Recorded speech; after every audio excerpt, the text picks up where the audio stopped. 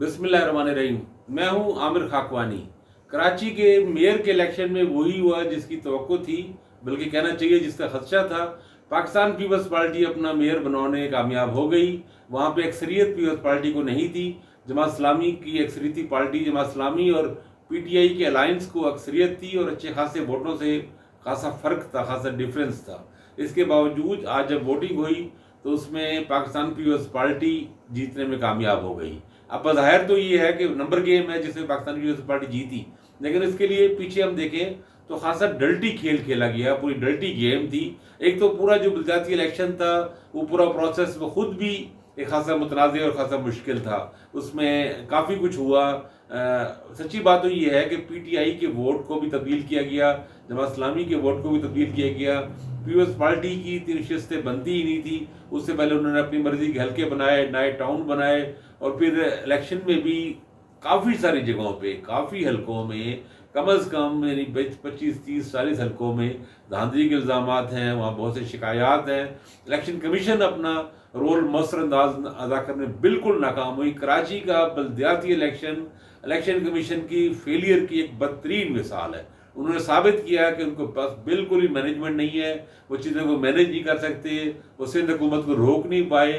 पूरे हुकूमती फोर्सेस इस्तेमाल किए गए पहले इलेक्शंस में, उसके बाद फिर अगले मराइल में, फिर डिले बहुत होता रहा, उसमें दोबारा गिनतियों में प्रोसेस में कई महीने लगे इसमें।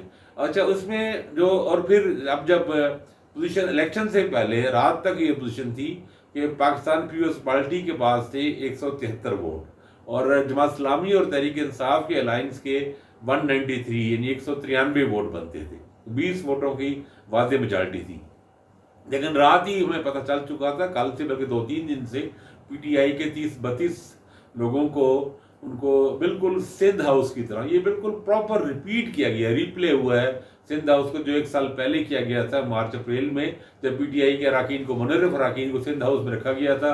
उनको वहाँ पे तमाम उनको ऐश और तमाम उनको मौके दे के और गार्ड्स लेके और फ्राहम करके किसी को एक्सेस नहीं दी गई थी और उनको एक बिल्कुल एक महफूज किया गया था, उनको रखा गया था, जिसे हम टिपिकल हार्स ट्रेडिंग कहते हैं। उसी अंदाज में पीटीआई के लोगों को उनको अलग रखा गया था। खबरें आ रही थी कि डीएचए में सिंध में किसी जगह डिफेंस के किसी घर में, किसी बड़ी कोठी में या एक से ज़्यादा जगहों पे उनको सिंध के कमांडोज जो हैं, गार्ड, ये लोग इल्ज़ाम जमात इस्लामी के लोग इल्ज़ाम लगाते रहे हैं। और जो जिस तरह की डूबियस सी और मशकूक सी चीज़ें थी, तो बहरहाल ऐसे इल्ज़ाम में खासा वज़न महसूस होता है, क्योंकि पीटीआई के और जमात इस्लामी के अलायंस को, उसमें पीटीआई के लोगों के ना आने की कोई तुक नहीं, कोई वजह नहीं, कोई रीज़न नहीं। वहाँ पे इनका नेचुरल अलाई बनते हैं और ये पहली बार नहीं हुआ। दिलचस्प बात है, पिछली बार भी बल्दियाती इलेक्शन में पीटीआई जमात इस्लामी ने कुछ सीट एडजस्टमेंट की थी अलायंस के तहत, उनको फ़ायदे ही हुए थे। पीपल्स पार्टी के मुकाबले में सिंध में, पाकिस्तान पीपल्स पार्टी के मुकाबले में जमात इस्लामी और पीटीआई और दीगर जमातों का इत्तेहाद ही बनता है, यानी एक फितरी है। ऐसा नहीं है कि तहरीक इंसाफ के लोगों को ज़मीर जाग उठा था और उन्होंने कहा नहीं भी हम तो जमात इस्लामी को पसंद नहीं करते और हम जमात को देने, बिल्कुल रबिश है, बिल्कुल नॉनसेंस बात है। सीधी साधी बात है, उन लोगों को ख़रीदा गया, उन्होंने बेज़मीरी का मुजाहरा किया, निहायती बेशर्मी का मुजाहरा किया, निहायती गैर जमहूरी रवैया रखा गया और एक हार्स ट्रेडिंग की गई और बदतरीन किस्म की हार्स ट्रेडिंग करके, डर्टी गेम करके, तमाम तर बुरे हरबे इस्तेमाल करके पीपल्स पार्टी कराची में अपने मेयर बनाने में कामयाब हो गई। देखें इससे क्या निकलता है, इससे 2-3 बातें निकलती। पहली बात तो ये है कि पाकिस्तान पीपल्स पार्टी के बारे में मेरे जैसे लोगों को तो पहले से ही राय है, कम अज़ कम आसिफ जरदारी और बिलावल भुट्टो की जो पीपल्स पार्टी है, इसका कोई जमहूरियत से कोई ताल्लुक नहीं है, ना ही उसका कोई आला अखलाकी इंसान और जमहूरी रवायात से कोई ताल्लुक है, ना ही उसका कोई सियासी कल्चर से ताल्लुक है। ये एक प्योरली मफाद परस्त जमात है।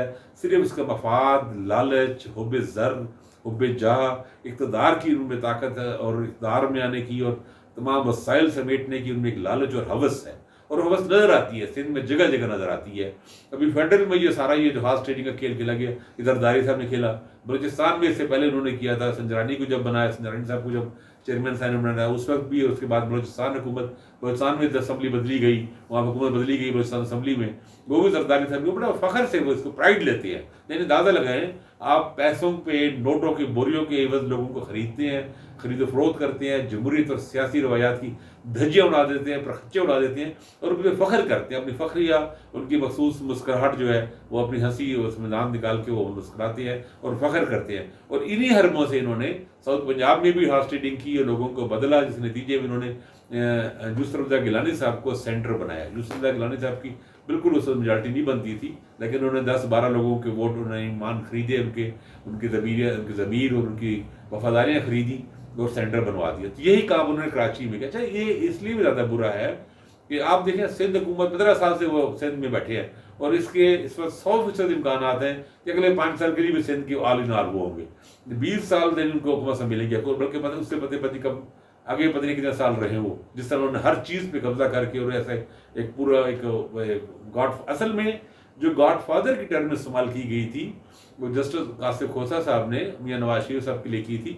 اپنی سینس میں تو وہ بھی ٹھیک تھی، لیکن اس کا زیادہ اس ٹائٹل کے زیادہ بہتر جو کینڈیڈیٹ ہے میرا خیال ہے زرداری صاحب ہے. زرداری صاحب کو گاڈ فادر جس طرح وہ تعلقات بناتے ہیں اور وہ کرتے ہیں، لوگوں کی وفاداریاں خریدتے ہیں اور ان کے بدلے میں پیسوں کے اور دوسرے تمام ترغیبات سے، اور جہاں پہ ان کو پڑے کیرٹ دینا پڑے کیرٹ سے، جہاں اسٹک سے ڈرانے سے اور دھمکا کے اور جو جبر سے اور دھون دھاندلی سے یہ سارے کام کراتے ہیں. وہ ایک گریٹ ایک گاڈ فادر ہے، typical classical Sicilian godfather, اس کا رول ادا کرتے ہیں. بدقسمتی، بہت بدقسمتی کی بات ہے.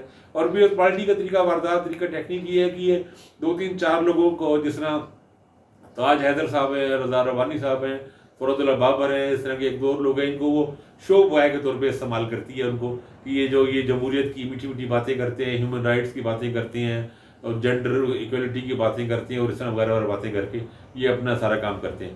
تو وہی سب کچھ ہوا پیپلز پارٹی کا. میرے خیال ہے ہم لوگوں کو سمجھ لینا چاہیے اگلے الیکشن میں بھی کیا ہوگا پیپلز پارٹی کا. اس میں الگ سے بھی پاکستان پیپلز پارٹی پہ بات کروں گا.